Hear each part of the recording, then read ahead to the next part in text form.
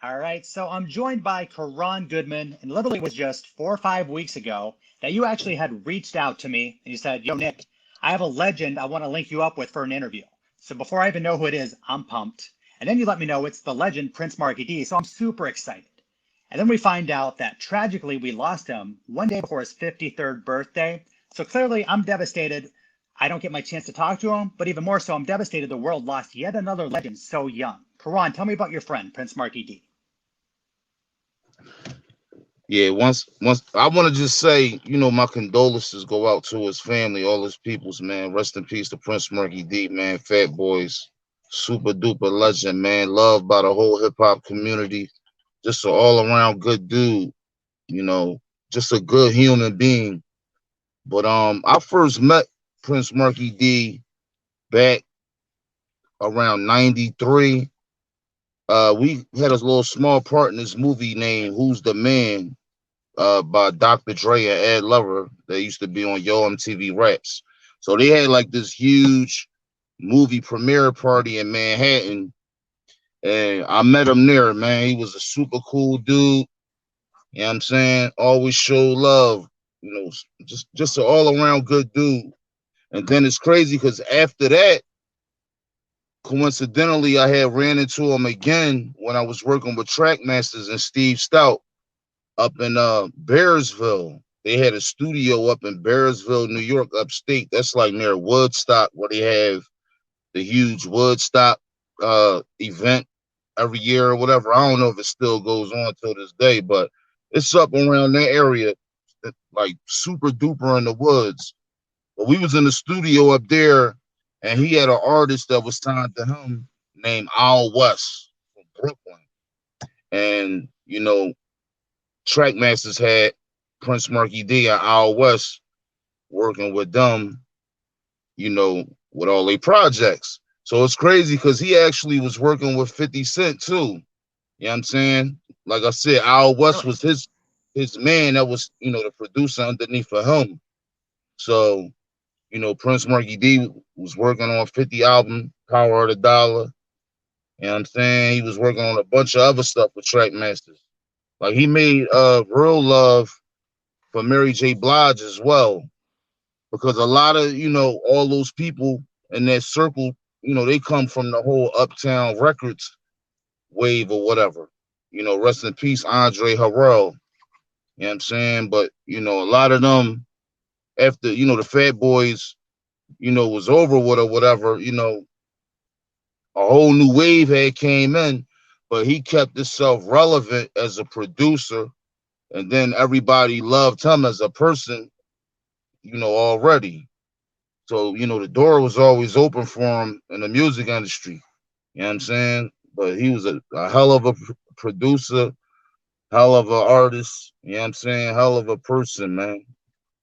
It's an honor for me to even had known him. And it's crazy because right before he passed, we was in communication with each other. He hit me up on my Instagram and my DM, and was telling me he had just shouted me out on his podcast and he wanted to get me on his podcast for an interview. And it's crazy because he like, yo, send me a contact so we can put it together. So I sent him my phone number, and after that, I was sending him little posts and stuff like that, and he wasn't responding. So I'm like, damn, that's crazy. He had just reached out to me, asked for my phone number, saying he wanted to do an interview, and now I'm like, hitting him up or whatever, certain little things, and he's just like ghost. And it's crazy because he had died, man. That's why I wasn't hearing from him. You know what I'm saying? So rest in peace, Prince Markee D, man. Fat Boys, man. Super duper legends. Like I grew up on the Fat Boys, man. The movie Disorderlies, all of that, man. Do you think he gets his respect as a producer that he deserves? I mean, you brought up Mary J. Blige, as Craig Mackey worked with, Mariah Carey.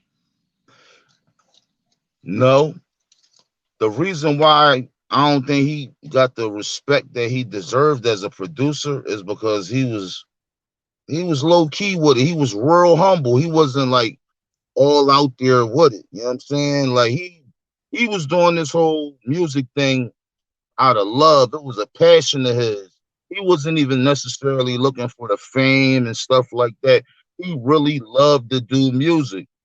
And, he had producers that was down with him underneath his wing that was, helping him make a lot of the tracks as well. You know what I'm saying? But he oversaw everything, from his expertise of being the legend that he was in the music industry. But I think he could have got more recognition as being the hit making producer that he was also, but he never was out there like looking for that. You know what I'm saying? He was just throwing it out of the love, man. He never was all into the fame and the glitz and stuff like that from what I peeped about him. You know what I'm saying? That's what I peeped about him. Being that you met him so young, did he give you any good advice that you could still use to this very day? Well, he never necessarily gave me no advice, but just me being in his presence was a learning experience. Me just watching how he moved, the things that he was doing, things he had his hands in. You know what I'm saying? Like me just seeing all of that firsthand was a learning experience for me to, pick up off of and, you know, put in the back of my head for me to know how to move in the industry. Just watching him. You know what I'm saying? How he switched over from being a super duper big rapper to the producer thing. You know what I'm saying? And then he went from the producer thing to being a businessman, signing producers underneath of him. So just seeing his progression, man, like I think he would have I think he would have man, he would have been around in hip hop forever. You know what I'm saying? Put it like that. He was the type of individual, he would have been 80 something still in the music industry doing his thing. That's how talented he was and respected and loved. Wow, that's incredible. So when we talk about crossover hits in the 80s, when we're talking maybe a rock group in hip hop, a lot of people will jump to Aerosmith or Run DMC, rightfully so. But what about Fat Boys doing a song with Hello, the freaking Beach Boys, Wipeout? Wow, that's crazy. Man, like back then, rock and roll was the main big, genre in the music industry. Like, of course, you had country music, but heavy metal and rock and roll was like how hip hop is now. Like that was like the top genre of music in the music industry as far as young people doing their thing. A lot of the rock bands and the rock artists, they was young. That was like the young rebellious music of the world at the time of how hip hop is now. So in order to be in that top crowd, you had to capture that heavy metal crowd. You know what I'm saying? Same thing like how Run DMC did the joint Run This Way with Aerosmith. You know what I mean? So that tell you right there he was at the top. If he could do a song with one of the biggest heavy metal rock and roll groups in the world, that tells you the level that he was on back then. You know what I mean? He reached the peaks of all levels in the music industry, if you ask me. You know what I mean? And he was there since the beginning, man. So for him to have lasted that long all the way up till now is amazing. Yeah, just crazy. Did we have any idea what happened, or did we know he had any health issues? Because it kind of seemed like it came out of nowhere. I don't know. I didn't hear what happened as of now, right now yet. But I mean, we all know they was the Fat Boys.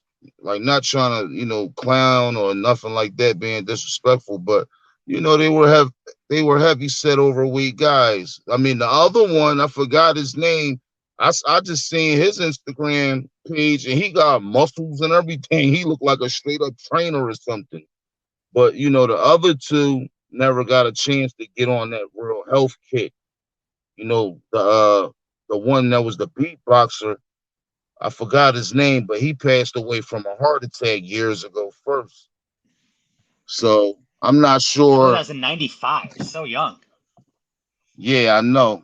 I'm not sure if it was from COVID or if it was, due to his overweight. I don't know, man. I don't know. I didn't find out yet. On his Instagram page, he kind of looked like he was a little sick. I don't want to, be disrespectful or nothing like that, but I kind of picked up that, you know, maybe he just looked a little sick. He didn't look 100% healthy. That's just what I used to see when I like see little video clips of him on his Instagram page and stuff like that. But I just thought it was from old age. You know what I'm saying? Like, I just thought, maybe he just looks like that from years wear and tear of the stressed out music industry and being That'll do it to overweight you. his whole life. You know what I'm saying? But like I said, rest in peace to Prince Markee Dee, the legend, man. You know what I'm saying? Super duper king, man. Absolutely. So sad. Yeah, super sad, man. But he in a better place now, man, because this world we live in right here, everybody is sad for him right now, but he probably on the other side sad for us because he's in a whole better place than right here, right now. You know what I'm saying? He's somewhere where all of us have to go sooner or later. We'll be there sooner or later. Hopefully, it'll be I agree. later. Absolutely. Anything else you want to leave us on in terms of Prince Markee Dee? Man, like I said, rest in peace, Prince Markee Dee, the legend. You know what I mean? Shout out to Al West, too. Big ups to his family, all his friends. You know what I'm saying? Yo, man, words can't explain how legendary he was. Like I said, for him to have been around since day one, and the music industry is consistently changing nonstop. It's a new style and new wave every other month. So for him to have been relevant at the top level the whole time is amazing. It's not like he was doing beats for some little underground hip hop group. You know what I'm saying? Like he was doing Mary J. Blige and working with track masters at their peak. You know what I'm saying? Working with all kinds of big name artists. It's a whole bunch of other stuff he did that I'm leaving out that I can't even remember off the top right now. I mean, he was also an actor and a songwriter just off the top of my head. I mean, yeah, the guy had a heck of a resume.